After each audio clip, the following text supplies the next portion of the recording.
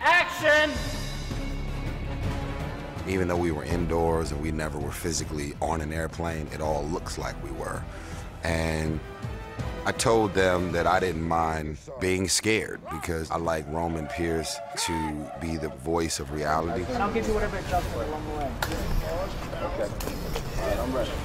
Just make it fun. No problem. They put us inside of this rig. It was really tall, and it's like it was almost like a Magic Mountain ride, you know? It was like really, it shakes you up crazy and really makes you feel like you're in danger.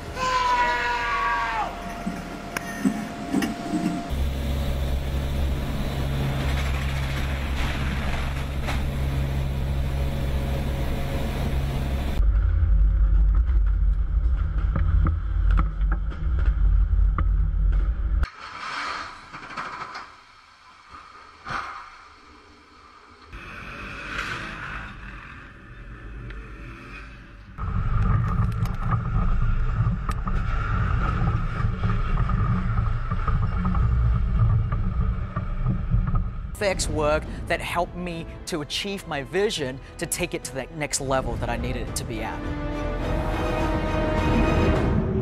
We're in Abu Dhabi. It's a whole other level. Time to unleash the beast. Ready and action!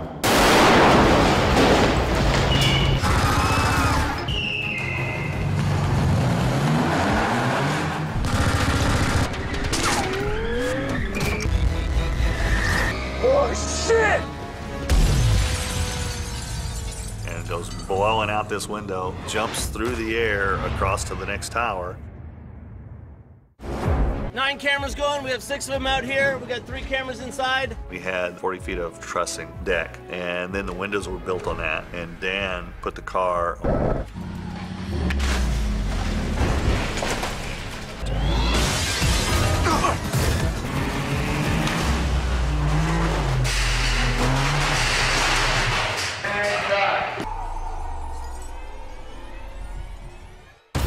Car, you guys snap around, and you will see the car jumping through, and then run right toward us. 3, 2, 1. 3, 2, 1, The Institute created this car that was on a complete rotating. Put my stunt doubles in there and filmed this car rotating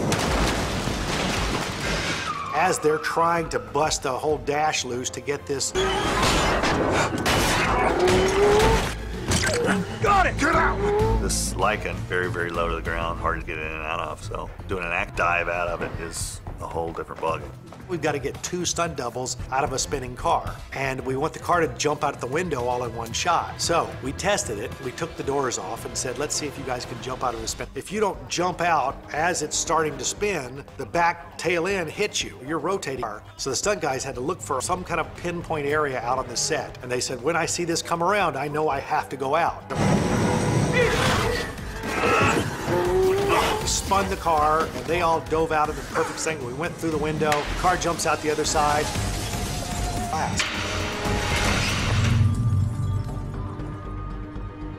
Then they dropped the car 60 feet just to the ground for the impact of it going out the next out of it.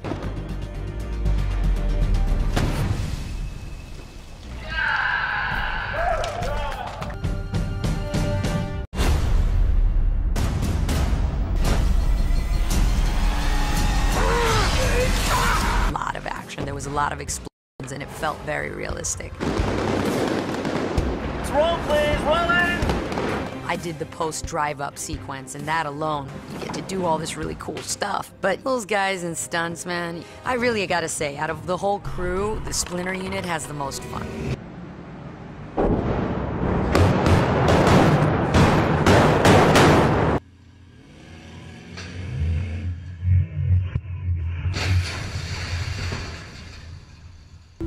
And here we are.